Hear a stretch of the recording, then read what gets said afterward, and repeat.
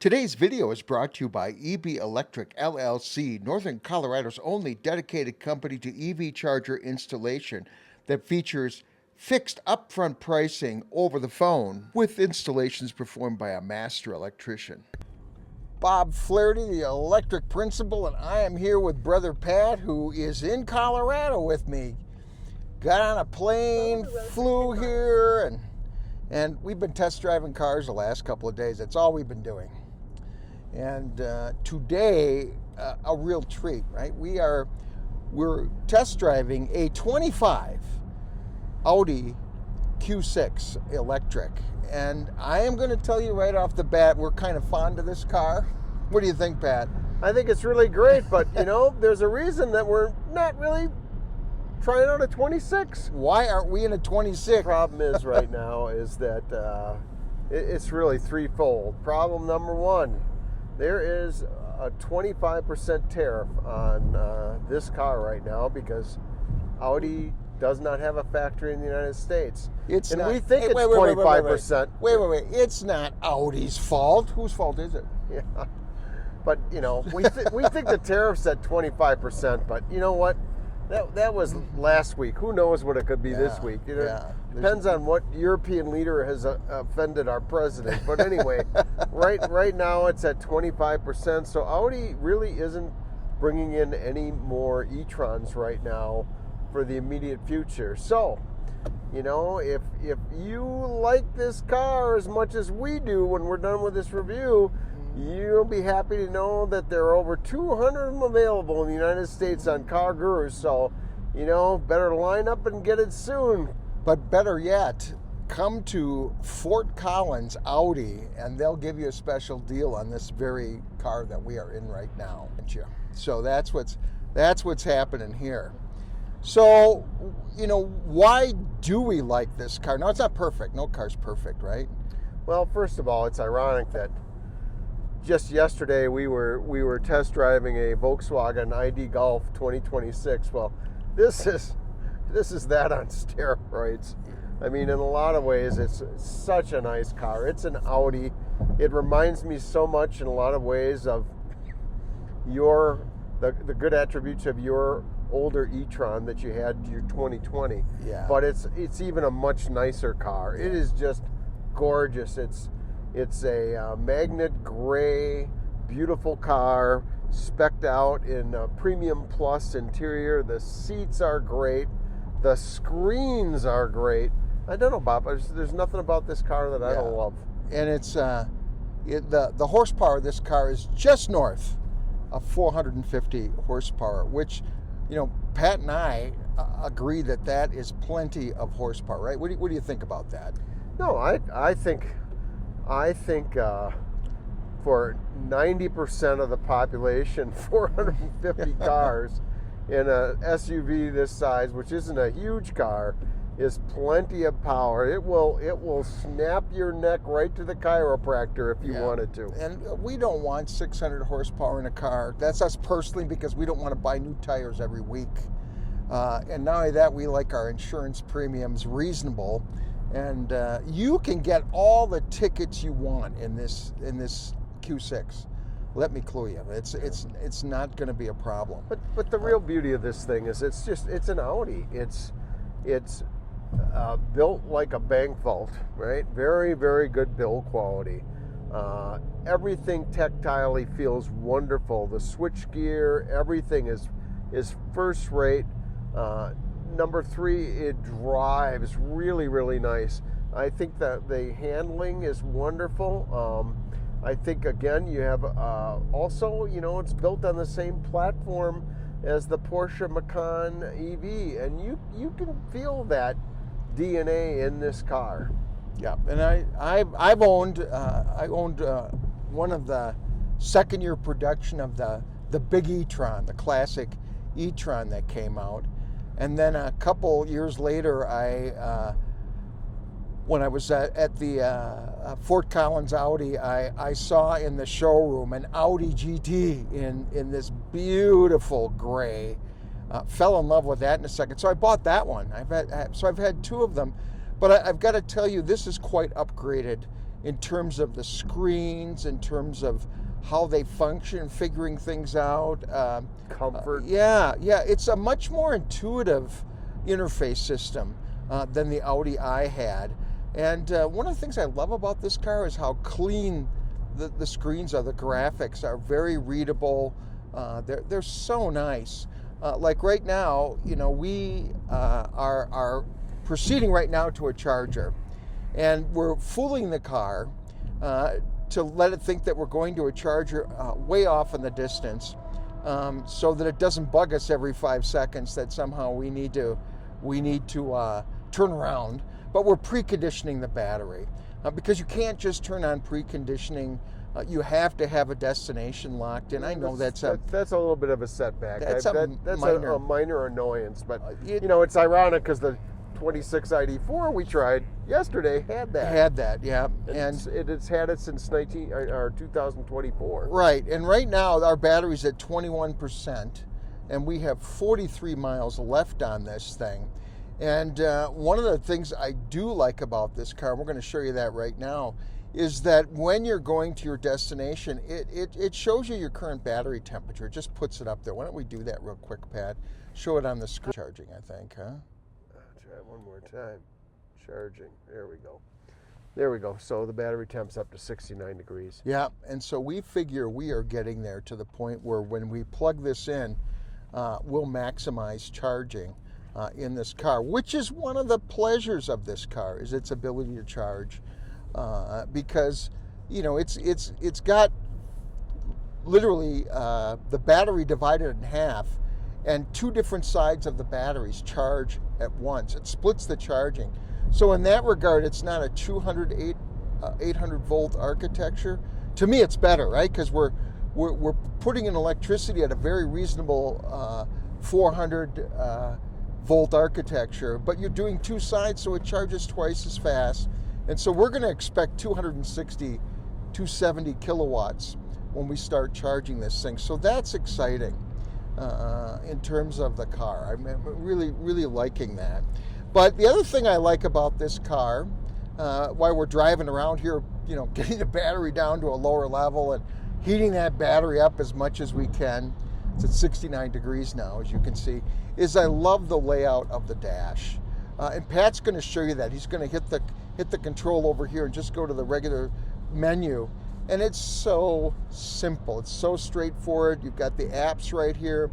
And, Pat and I had to do zero work, basically, to figure out how this car operates. And that's what I like to see. I like to see a car that's got such a simple system that you click on an app, you go into an area, and you can change what you want quickly as possible.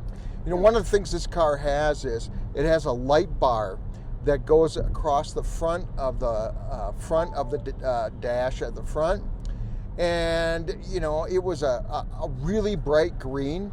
It took me seconds to figure out, okay, I don't like that green, I'm going to choose blue, and I'm going to turn it down as low as I can do that. There was no fuss, there was no muss. And so I always judge a car based on how quickly could I teach a non-tech person to use this car. And my first Audi, that was a challenge. That was way more challenging than this. So I like the interface.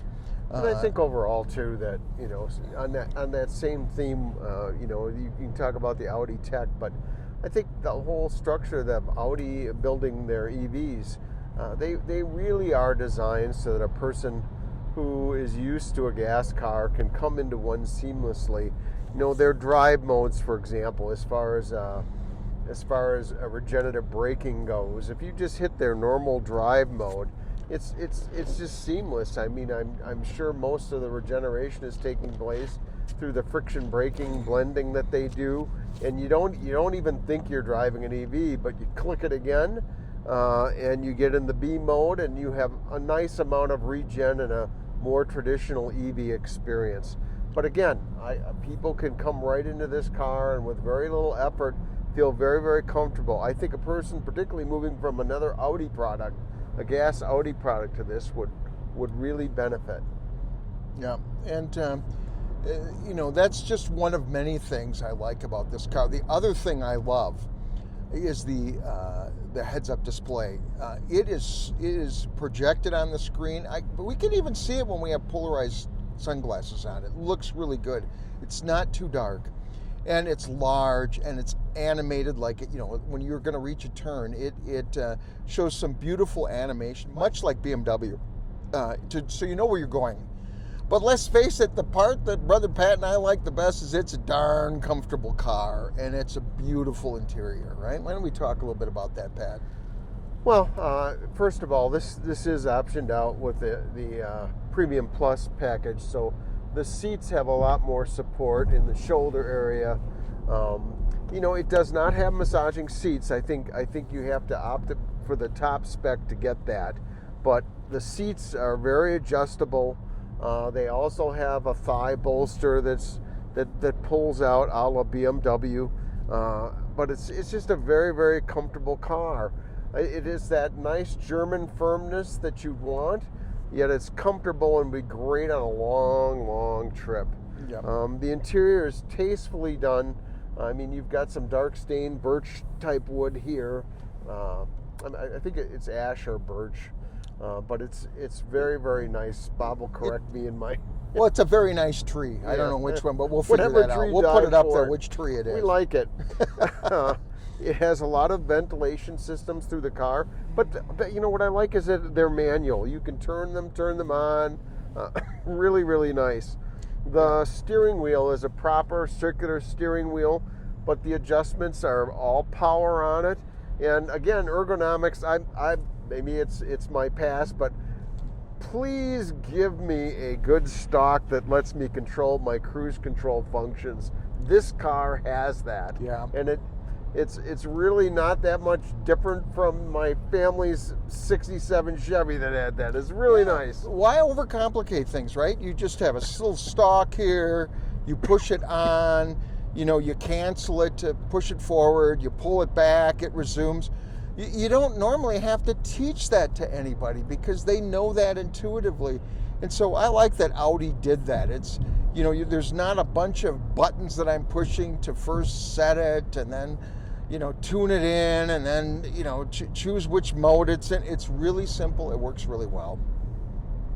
And it does have a semi-autonomous driving function that works very well. Once again, you turn it on, it's got adaptive cruise control that locks right in. It's going to give you just what you need in terms of keeping you centered. But once again, you do have to have your hands on the wheel. You can't take your hands off very long or it's going to let you know that. But what I like it for is I can take my hands off the wheel. I can touch something down here. I can select a new drive mode, whichever one I want. I'm going to just, there we go, we got it dynamic. I can do all of that and it will do the work for me for just that second. And that's what I really wanted. Right. And I got somebody merging on here in front of me. You can see that right now. We're going to slow down, let that Subaru in. There's way too many Subarus in Colorado. They are everywhere. People love them. Yeah, people love them. But he's going really slow, and I want to go quicker. All right. And the other thing is, right now we have put 83 miles on this car, and I like to give real world numbers. I don't like to necessarily take for granted what the EPA sticker is, but right now we've been averaging 2.1 miles per kilowatt here driving, and part of that is because when we film, we simply park the car and play with it, but the efficiency so far has been good considering how cold it's been the last couple of days. We also did some battery preconditioning as well. So not only did we do that, but we checked out the drive systems, and so when you check out the drive systems, we can tell you this car moves in a hurry. But this car is listed at over a 300-mile range because it's got a 100 kilowatt hour battery. I think just north of 94 kilowatt hours usable. And that's a big battery for a car this size. I love to see that because that's getting us more range. And this car, of course, has the new motors that Audi developed that has much more windings packed into it. It's a much more efficient motor. It's a gorgeous piece of engineering, and it simply makes this car more powerful, cools it off, the motor's better, and you get more zip out of this car, period, with that. So very. And as far as the versatility of this car, I mean, Bob knows how much I enjoy a good estate car. Of course, we call them estates because now that's the fancy word for wagon, but I'm sorry, I like a good wagon. And this is an SUV style, but you can tell it's probably could have been made a little higher and given more headroom and those kinds of things, but it reminds me more of a wagon in the way that you can load things in the back. As far as cubic feet, we'll put that up on the screen, but it has plenty of room. It's a 2-row SUV, and really overall, I think for a lot of smaller families, this would be an ideal car. Yeah, and I've been a fan of the sportback versions of these cars, just for the looks, not for the practical part, but just for the looks. But really, when you're living with one of these things and you open up that back end, boy, do you lose space to get that gorgeous sportback behind, for lack of a better term. But I do really like the space that is in this car for the size of car it is. It's going to get the job done. And really, the sportback version of this car is essentially it's a hatchback, but it's a sedan shape, and it actually is a beautiful car for those that are interested in that. But I do know that they did not bring many of them into the country, and they're more expensive, of course.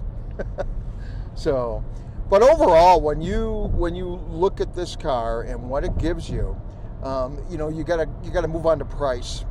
And this car that we are in, I think, lists for just south of $76,000. But the issue becomes you're not going to be able to get one of these in the future. They're not available. But yet, Pat took a look at Car Gurus, and it's quite clear that dealerships are heavily discounting this car. What was the lowest price you saw on this trim? I actually was seeing people sell them, and it might just be the premium trim, but I mean some of those were actually low 50s, and the premium plus, which is this car essentially, you could get anywhere from right around 57. You could find them for heavily discounted. A number of them, I saw another common price was like $66,000, but they're not going to be moving them. So if you're willing to look, you're willing to have a car shipped to you, you can find a very, very reasonable price. But again, please check with our friends at Fort Collins Audi to see what they're willing to give you on this nice car. Yeah, and I don't think you'll be sorry.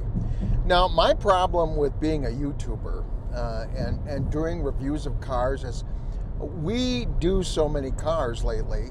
It's been a test fest, right? We as we said before, we did an ID4. We are doing the Audi today. We already have done a Polestar, and I'm going to do a Chevy Bolt next week because I love little cars. It's not it's no Q6, but it's a cool little car. So I'll be testing that next week. And my usual problem is that I fall in love with these cars, and I have bought so many cars that I have test driven. And I tell you what, this is a difficult car not to pull the trigger on because, I can't think of a nicer cruiser down the highway because not only is the car comfortable, relatively speaking to what's available in America today, it is just a fast charging road trip machine. And I like a comfortable car, I truly do. And that's one of the reasons why, I've driven a lot of Audis. And to be honest, the ID4 is the same way. It's a very comfortable car. That's what Germans do well. They build cars well. You shut the door on this thing, it's like shutting a bank vault. That's true on the ID4 as well. You get in a German car, and you could just tell. I really believe that. And maybe that's just in my subconscious somewhere, but I always feel that Teutonic weight.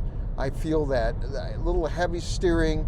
The cars exude quality. And this is such a this is step up on the ID4 too. Same thing. You really feel like the tech in here is much more modern than the ID4.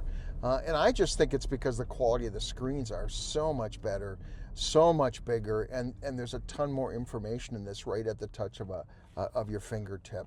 So, the next segment we're going to do is we're going to do a little section on charging.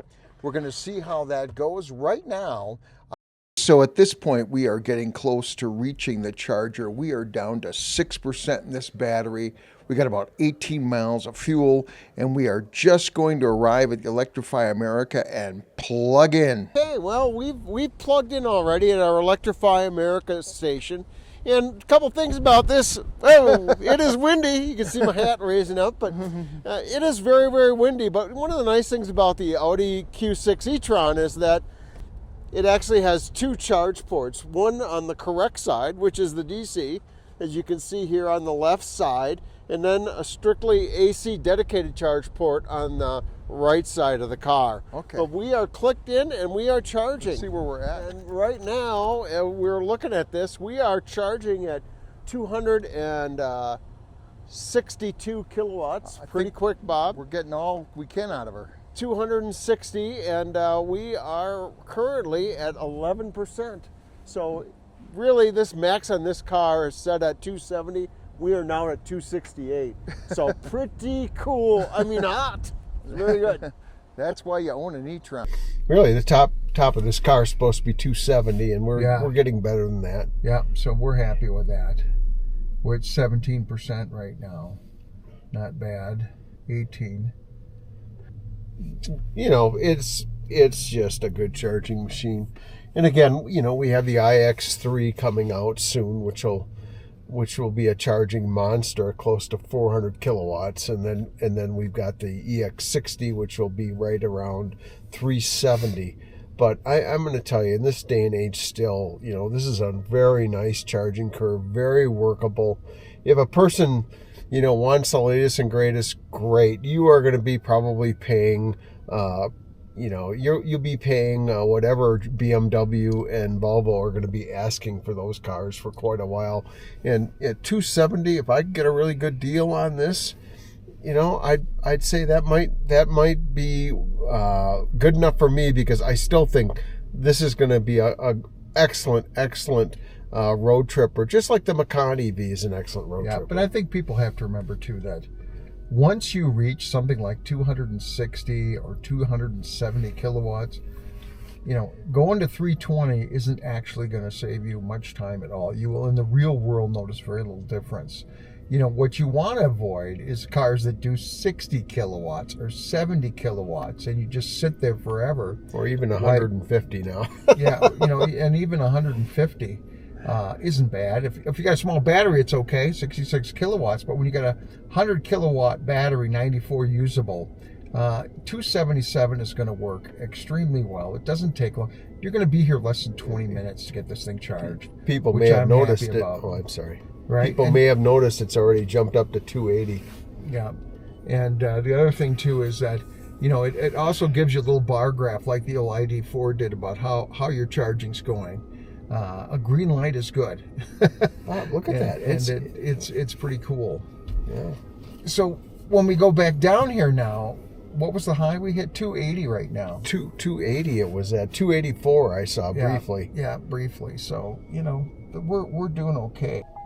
You can notice here now, one of the things I like about this is it's telling me the battery temperature is 102 degrees right now. So you're dealing with thermal management even when the outside temperature is 36 degrees. But the battery is plenty warm. And right now we've got the target set to 75. Is it giving us a time pad? Do you see that anywhere? But it's not 15 minutes. If you look above the charge rate, Bob, which is at 248 right now. There we go. It's 15 minutes. Right.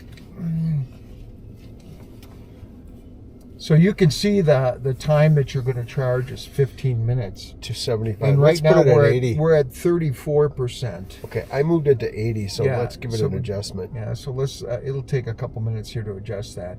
But right now we're still at 240 kilowatts. We have 83 miles at 35%. And we'll look at the time that it gives us in a minute. It's recalculating it right now. Okay, we just hit 79%. We're almost done. We're still at 108 kilowatts. So all the way to 80, you are above 100. And very few cars do that. That's Not a bad day at the office. not a bad day. It gets the job done. Right. Hey, we're right now in front of Horsetooth Reservoir in Fort Collins. And we're going to talk just about a couple of things about this car, things that we think are unique to it, and also, who is this car for? Pat, what do you think? Well, when I look at this car, I obviously think what kind of person is going to really want to adopt to this, or pay the money for one of these, more importantly. And I can really see people who already or aspire to owning a quality German vehicle really liking this. And I really think, Bob, that a large part of that is just how easy the transition would be to come from one of those cars to this Audi Q6. I agree. And, I work with lots of people. I talk to lots of people and train them how to drive electric cars. And I'm telling you, a lot of people I work with would love this car. It's got a huge screen right in front of the driver. It's got a fantastic heads-up display. And Pat was talking a little bit about the controls and how things work. So just like even the controls, I noticed that when I'm working with the screen, yes, it has a large touch screen. It no longer has Audi's MMI system that had the 3 levels of controls with 2 separate screens on the center column. Right, above and below each other. Above and below. It's just the big screen across. But even when you're working with that big screen, just a slight touch of anywhere on that screen to change something gives you that classic Audi little click that you always would get from their switchgear. What just click? High quality. Well, what are we talking about? If you can hear, you'll hear that click.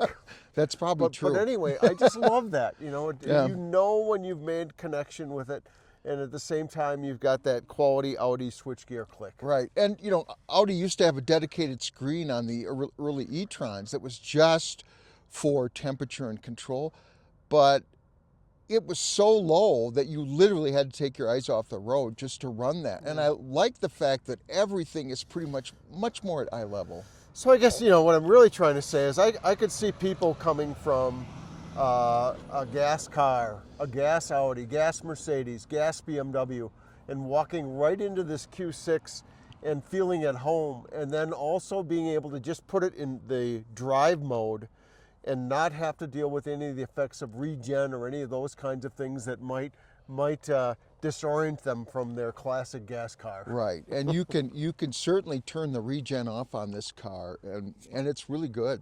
And you can adjust the regen in the B mode, on and off. When you do want regen, and you can get a lot more regen in this car than you ever could in the old big e-trons that were out in 2020, 2021. So the other thing we're going to do is just talk a little bit right now, Pat, to get your feelings, because everybody brings up Tesla. Is this a competitor to a modern Tesla Y? No. No, I think it's a different kind of a car. Yeah. I think that the person who really likes the software-centric systems of the Tesla, which are absolutely first-rate, might look at this and might react in a way of like it's too traditional.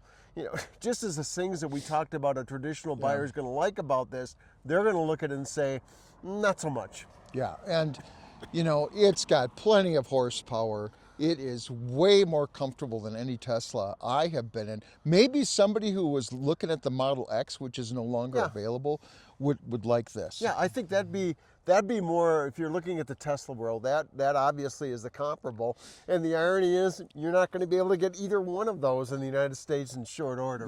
Yeah, but that is a shame that this car is not going to be around here and be available because of the tariffs. It's a crying shame. I will flat out say, this is the best electric car that I have ever been in. I mean, I just like it that much. It's the best electric car I have ever been in. It is, and notice I'm a traditional German guy a lot. I mean, I love German cars. I always have. I do a lot with Hyundai. I love Hyundai cars, but I simply love this thing. And it's not in the same class as a Hyundai. It's way above it. I get that. But, of all the electric cars I've driven, I've owned 14 of them. Or at least 14 would be more accurate. 2 Audis. I've had 2 Audis by far. And those weren't little, I mean, those were nice Audis. Don't get me wrong. My friend Andy's still driving my 21 e-tron. But by far, best electric car I've ever driven, best balanced electric car that I've ever driven. And it's hard for me to understand how somebody wouldn't be happy in this, but I get it, that there are people who really want that Google technology look. But, Pat, you were telling me about how you feel about technology in a car and where that is in your terms of preferences. Well, and again, this car is a comfortable car, both physically and I think mentally for a lot of people to go into. Now, to me, this is the bigger question. Why would I buy this car now and not wait for some of the newer cars coming out, like the iX3 or the EX60 coming from Volvo? And again, those cars will be able to charge between 370 and 400 kilowatt hours. They have the newer software platforms that are driven by NVIDIA type chips, especially for the EX60, and BMW is going for their Heart of Joy. And again, they're going to be a step above this. But the main reason I would consider this over those is price. Yeah. Well, and I mean, you can get one of these today. You don't have to wait. And when those new generation cars come out, A, there are going to be very few of them, and B, they are going to be expensive. I mean, you can get a deal on one of these right now, and it only charges at a measly 270 kilowatts, which is fantastic. And so, I wouldn't wait for that. But if I were going to think about buying a car right now, I could buy one of these, keep it for 3 or 4 years, and wait till the next generation of German cars comes out and become actually maybe out of the stratosphere and affordable. That's right, because when those iX3s come out, there's a huge demand for them already in Germany. They've gone to 3 shifts to make them right now. And honestly, I think that you are going to be paying sticker, where you can buy a heavily discounted one of these probably and have it today. And really enjoy it. And one of my things I always talk about cars is, could I buy this car and be happy with it for the next 5 years? I could. That would not be a problem. The only little issue I have is I think it's, based on my driving the last few days, might be a little energy hungry. I'm not getting up to 3.5. I realize we've been preconditioning and running around. It's 34 degrees right now. That's why we're freezing right now with hands in the pocket, because it's cold. Yeah, it's cold out. But other than that, I would love it. And I really don't care about that because it charges so fast. If I need to go on a road trip, I'm not going to worry about this car. I'll charge it every 220 miles, no problem, because it charges so fast. I'm going to spend 20 minutes there at the most, and I'm going to be on my way. Of course, I'm really struggling here to think of the last time my brother Bob kept a car for 3 years. Well, I know that. I change cars like socks, partly because we do these videos, and partly because I'm enamored with cars. But in general, we're talking about other people, not Bob. And I do believe, in a lot of ways, you have an EPA rating of 300 miles. You have super comfort in this car. The technology, I think, is wonderful, and I love the displays in this car. I love the heads-up display more than anything else. Probably my favorite feature of the car. So that's kind of where we're coming down on this car. Are there any other shortfalls? I've mentioned one of mine, but what do you think? Well, the there's nothing that I would say is a total deal breaker, but I think it's a bummer there's no button on the screen or a way to just do manual battery preconditioning where I'm trying to get this to go and I just push the button and it starts the process without having to put a destination charging stop in it. But you know what, I could certainly work my way around that one, but that's a little bit of a miss for me. The other miss for me, I think, is if we're looking at this car, we can just step back for a minute, Bob. If we're looking at this car, I'm not overly crazy about the front grille right here and how they did that. I mean, again, it's Volvo just made it a smooth surface, and what they did is Volvo made it a smooth surface and just puts one piece of metal coming down. And yep, you can tell it's their signature EV. I'm not as crazy about it. I also kind of miss the traditional Audi metal rings that are on here. But actually, to be honest with you, I think it looks pretty good. Yeah, I think those light up though, and that's why they're there. Yeah, that's a valid point. Okay, the other thing that I personally really like about this car is, again, it is conservative, guilty as charged, but it does have that wagon look and profile of the back of the SUV, and you've got all this room to work with rather than a typical Sportback that cuts all that off. I just love it. Yes, it's conservative, but it's very comfortable, and I kind of like comfortable. Yep, and the other thing I like about this particular one is it comes with a trailer hitch. And that is such a big deal with EVers, not so much for towing, although they do tow. When it's great for bicycles. It's built in, it looks good, it's not going to get in the way. That's wonderfully done. You like it? You want to buy it? Yeah, I do. Can I afford it? No. Get you a really good deal on this, Uncle Pat. Some guy talked me into a big old Ioniq 9. Oh, I don't know who would have done that. Talked you into a big old Ioniq 9. Which I'm pretty happy with, by the way. Oh yeah, I know you are.